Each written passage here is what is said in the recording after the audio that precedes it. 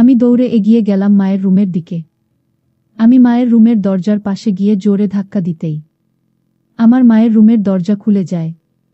আর আমি সেখানে দেখতে পেয়েছিলাম আমার মা আর কাজের ছেলে একসাথে একে অপরকে গভীরভাবে।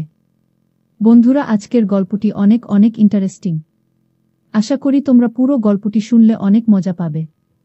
তবে বন্ধুরা, তোমাদের নিকট আমার ছোট্ট একটি অনুরোধ, তোমরা দয়া করে আমার চ্যানেলটিকে সাবস্ক্রাইব করে আমাকে সাপোর্ট করবা। তাহলে চলো বন্ধুরা, গল্পটি শুরু করি। হ্যালো বন্ধুরা, আমি শামসুন্নাহর শেলি। আমার বর্তমান বয়স 18। কিন্তু আজকে আমি তোমাদেরকে যে ঘটনাটা বলবো, তখন আমার বয়স ছিল মাত্র 14 বছর। সবে মাত্র আমি যৌবনে পা রেখেছি। আমি আমার মায়ের সাথে একসাথে থাকতাম। আমাদের পারিবারিক অবস্থা মোটামুটি ভালোই ছিল। বাবা বহুদিন ধরে কুয়েতে থাকছেন, শুধু আমাদের সুখের জন্য। আমাদেরকে কোনো কিছুর অভাব বাবা দেননি। বন্ধুরা, আমার বাবা একজন কুয়েত প্রবাসী ছিলেন। আমার মা ছিলেন গৃহিণী। আমার বাবার শহরাঞ্চলে বহুতল বিশিষ্ট একটি ভবন ছিল। আমরা সেখানেই বসবাস করতাম। আমার বাবার পারিবারিক অবস্থা, পারিবারিক সম্পত্তি মোটামুটি ভালোই ছিল, যে কারণেই আমার বাবা বিদেশ থাকার কারণে আমাদের পরিবারের লোক সংখ্যা খুবই কম ছিল। আমাদের একটা কেয়ারটেকার, বাড়ির জন্য একটা কেয়ারটেকার অথবা একটা কাজের ছেলে খুবই জরুরি হয়ে গিয়েছিল। আর তাছাড়াও আমাদের বাসায় একজন কাজের মেয়েও আছে। কাজের মেয়ে প্রতিদিন কাজ করে চলে যেত, কিন্তু আমাদের বাসার কেয়ারটেকার অথবা কাজের ছেলে, সে আমাদের বাসার নিচে তলায় একটা ছোট্ট রুমে থাকত, আর আমরা থাকতাম দোতলায়। আমাদের বাসাটা ছিল 7 তলা বিশিষ্ট। বাকি সব রুমগুলোই ফ্যামিলি বাসা হিসেবে আম্মু ভাড়া দিয়ে দিত। এইভাবে আমি এবং আমার মায়ের জীবন খুব ভালোভাবেই চলছিল। আমি আমার পরিবারের একমাত্র মেয়ে বলতে পারেন। আমার মা সার্বক্ষণিক ঘরের টুকিটাকি কাজ করত, আর আমি সর্বদাই পড়ালেখা নিয়ে ব্যস্ত থাকতাম। আমাদের সুখের সুন্দর একটি পরিবার ছিল, কিন্তু সেই সুখের সুন্দর পরিবারে আমাদের বাসার কাজের ছেলে যেন বসন্তের কোকিল হয়ে দাঁড়াল। বন্ধুরা, আমাদের বাসার কাজের ছেলেটি ছিল অত্যন্ত সুন্দর, অল্প বয়সী, দেখতে অনেক চমৎকার, স্বাস্থ্যবান, হ্যান্ডসাম।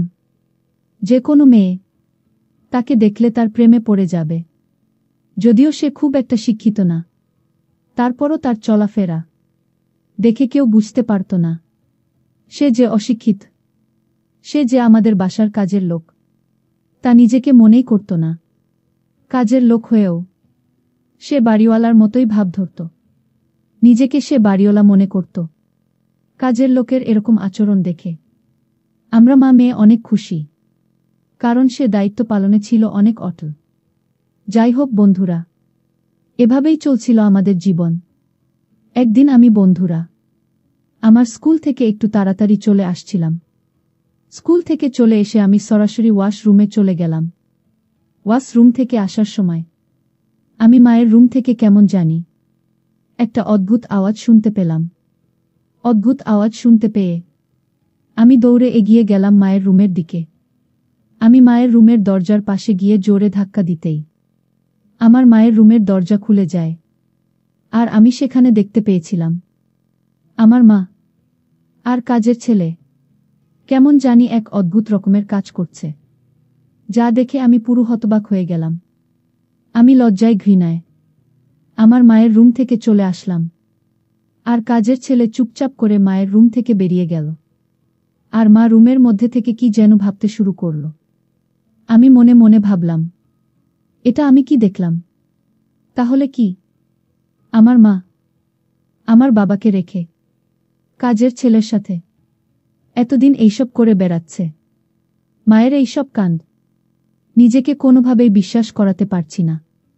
আমার এত সুন্দর, এত ভালো একটা মা কিভাবে এরকম ধরনের কাজটা করতে পারল? বন্ধুরা, এসব কিছু ভাবতে ভাবতে আমার দু চোখে জল চলে আসলো। মনের ভিতর শুধু হাহাকার করছিল। মায়ের এই দৃশ্যগুলো বারবার চোখের মধ্যে ভাসছিল। বন্ধুরা, সেদিনের ঘটনার পর থেকে মা আর আমাকে আগের মতো ভালোবাসে না। মা আর আমার মধ্যে কেমন জানি একটা দূরত্বের সৃষ্টি হয়ে গেল। মা আমাকে দেখে কেমন জানি মন মরার মতো হয়ে থাকে। আমিও মাকে দেখে কেমন জানি মন মারার মতো হয়ে থাকি। এভাবেই চলতে লাগলো আমাদের জীবন। কিন্তু মাকে আমি কখনো সামনাসামনি বলতে পারিনি, মা তুমি এত খারাপ, তুমি কেন আমার মতো এত বড় একটা মেয়ে থাকতে, তোমার স্বামী থাকতে, তুমি সামান্য একটা কাজের ছেলের সাথে এসব করো। মাকে কোনোদিন আমার এসব কথা বলার সাহস হয়নি। ওহ বন্ধুরা, তোমাদেরকে তো আর একটা কথা বলাই হয়নি। আমার মায়ের বয়স প্রায় 32+ হবে, আর কাজের ছেলের বয়স হবে আনুমানিক 15 কিংবা 16। এরকম একটা চমৎকার ছেলে, সুন্দর ফুটফুটে অল্প বয়স্ক ছেলে পেয়ে মা বাবাকে সম্পূর্ণ ভুলে যাওয়ার মতো অবস্থা হলো। প্রতিদিন মেতে উঠে মা এই ছেলের সাথে এক ভিন্ন রকম ধারায়, ভিন্ন রকম পরিবেশনা। আস্তে আস্তে মায়ের অবনতি এতটাই খারাপ হতে লাগল যে মা এখন প্রায় বেশিরভাগ সময় প্রকাশ্যেই কাজের ছেলেকে নিয়ে আমার সামনেই এক রুমে ঘনিষ্ঠ মুহূর্ত পার করে। আমার কিছু বলারও সাহস ছিল না, কারণ আমার বাবা তাকে বিদেশ আর এসব কথা তো কারো জানার কথা না, কারো বোঝার কথা না। কারণ আমরা যেখানে থাকতাম সেখানে অনেক সেফটি ছিল। আশপাশের মানুষ এবং কি অন্য কোনো মানুষও সহজে আমাদের রুমে প্রবেশ করত না। মা আর কাছের ছেলের এরকম আচার ব্যবহার আমার কাছে মোটেও ভালো লাগত না। আমি তাদের ব্যবহারে অতিষ্ঠ হয়ে যাচ্ছিলাম। এক পর্যায়ে আমি বললাম, মা তুমি যদি এরপর কাছের ছেলের সাথে এরকম ধরনের কাজ করো, তাহলে কিন্তু আমি আমার বাবাকে বলে দেব তোমাদের এরকম আচরণ আমি আর সহ্য করতে পারছি না। তারপর বন্ধুরা, মা আমাকে বলল, মা শেলি, তুই আমার মেয়ে, তুই যদি আমার কষ্ট না বুঝ, তাহলে কে বুঝবে আমার কষ্ট? তোর বাবা আজ থেকে প্রায় 14-15 বছর হয়ে গেছে বিদেশ থাকে। তোর বাবা কি একবারও ভাবা উচিত ছিল না আমি কিভাবে একলা একলা সময় কাটাই, আমি কিভাবে আমার প্রয়োজন পূরণ করি, কিভাবে আমি এতটা দিন পার করেছি? তোর বাবার শুধু টাকা, শুধু টাকা প্রয়োজন। তোর বাবার এত টাকাই প্রয়োজন, যে কারণে তার বাবা ফ্যামিলি, সন্তান, সন্ততি, স্ত্রী সবকিছু ভুলে গিয়ে পাষাণের মতো বিদেশ পড়ে রয়েছে। এখন আমি কি করব মা, বল? তাই একটু আধটু আমাদের বাসার কাজের ছেলের সাথে কথা বলে, গল্প করে, আরও কিছু আনুষঙ্গিক কাজ করে, সময় কাটায়। আর তুই যদি তোর বাবাকে বলে দেস, তাহলে আমি কি করব মা? তুই জবাব দে। বন্ধুরা, সেদিন আমি মায়ের আবেগ আপ্লুত কথা শুনে আমার মাথায় যেন আকাশ ভেঙে পড়েছিল।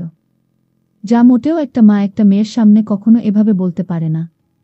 তারপরও বন্ধুরা, মায়ের দুঃখ কষ্ট বুঝতে পেরে আমি মাকে ছাড় দিয়েছিলাম।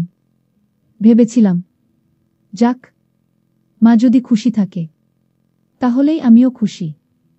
কিন্তু আমার জীবনের সবচেয়ে বড় ভুল সেদিন সেই ছাড় দেওয়াটাই, আমার নীরবতাই। মা ওই কাজের ছেলের সাথে আরও বেশি পরিমাণে অস্বাভাবিক অবস্থায় চলে গেল। আমি মাকে কিছুই বলতে পারছিলাম না, কারণ মা এমনভাবে আমাকে বুঝিয়েছিল। মার কথার বাইরে আমার যাওয়ার কোনো সাহস ছিল না। যাক, সমস্যা নাই। বন্ধুরা, এভাবে আমার মা আর কাজের ছেলের মধ্যে চলছিল বেশ কিছুদিন। তারপর ওই কাজের ছেলে আমার মার সাথে এরকম কিছু করতে করতে আস্তে আস্তে তার সাহস এতই বেড়ে গিয়েছিল যে শেষ পর্যন্ত সে আমার দিকে পর্যন্ত লোভ করল। বন্ধুরা, একদিন আমার মা আমাকে কি জানি একটি খেতে দিল। আমি সেই জিনিসটি খাওয়ার পর থেকেই আমি যেন তাদের হাতের ননির পুতুল হয়ে গেলাম। তাদের কথা সমস্ত কথাই রাখতে বাধ্য হলাম। মনে হয় আমার মা আর কাজের ছেলে আমাকে জাদু করেছিল, যে কারণেই আমি তাদের কথা, তাদের সমস্ত রকমের কথা শুনতে বাধ্য হয়েছে। তারপর বন্ধুরা, আমার মা আমাকে এরকম অবস্থা পরিণত করল, যার ফলে আমার বাসার কাজের ছেলের সাথে সাথে আমিও সেই কাজটি করতে বাধ্য হয়েছিলাম। এইভাবে মা আর আমি মিলে কাজের ছেলের সাথে সমন্বিত হয়ে কাজ করতে করতে আস্তে আস্তে সেটা অভ্যাসে পরিণত হয়ে গেল। তারপর থেকে বন্ধুরা, আমি, আমার মা আর কাজের ছেলে একবারে ফ্রি হয়ে গেলাম। প্রায় প্রতিদিনই চলত লোকচক্ষুর অন্তরালে এক বিষম চন্দ্রিমা, যে চন্দ্রিমার রহস্য যুগ থেকে যুগান্তরে কেউ কোনোদিন খুঁজে পাবে না, যেখানে শুধু একটাই বক্তব্য, যে রাজ্যে প্রবেশ করলে প্রত্যেকটা মানুষেরই একটাই বক্তব্য, আমার আরও চাই, আমি আরও চাই, এখানে যাওয়ার যেন শেষ নাই। আমি জানি না আমার মা, আমার বাসার কাজের ছেলে এবং আমার মধ্যে এই চাওয়ার নিষ্পত্তি কবে হবে। বন্ধুরা, আমি তোমাদেরকে পরিশেষে একটি কথাই বলতে চাই। পরিবেশ আর পরিস্থিতি মানুষকে এমন জায়গায় নিয়ে যায় যেখানে অসম্ভব কেউ মানুষ সম্ভব করে ফেলে, যেটা আমার ক্ষেত্রে হয়েছিল। বন্ধুরা, এরকম ধরনের ঘটনা আমার মনে হয় না পৃথিবীতে কোনো মাই তার সন্তানের প্রতি করে থাকে। আমার মা আমার প্রতি কেন এরকম অন্যায়, এরকম অবিচার করেছিল, আমি তা আজও জানতে পারলাম না। আমি জানি না কেন আমার জীবনটাকে আমার মা এরকম উদ্দেশ্যবিহীন সাগরে ভাসিয়ে দিয়েছিল, তা আমি আজও জানতে পারলাম না। শুধু এইটুকুই জানতে পারলাম, যা হয়েছিল সবই আমার ভাগ্য। বন্ধুরা, আজকে এই পর্যন্তই। গল্পটি যদি তোমাদের ভালো লাগে তাহলে অবশ্যই লাইক, কমেন্ট, শেয়ার করবা। বন্ধুরা, তোমরা যদি এরকম ধরনের ইন্টারেস্টিং গল্প পেতে চাও তাহলে দয়া করে আমার চ্যানেলটিকে সাবস্ক্রাইব করে। পরিশেষে তোমাদের সুস্থতা কামনা করছি। ভিডিওটি দেখার জন্য তোমাদের সকলকে অসংখ্য ধন্যবাদ।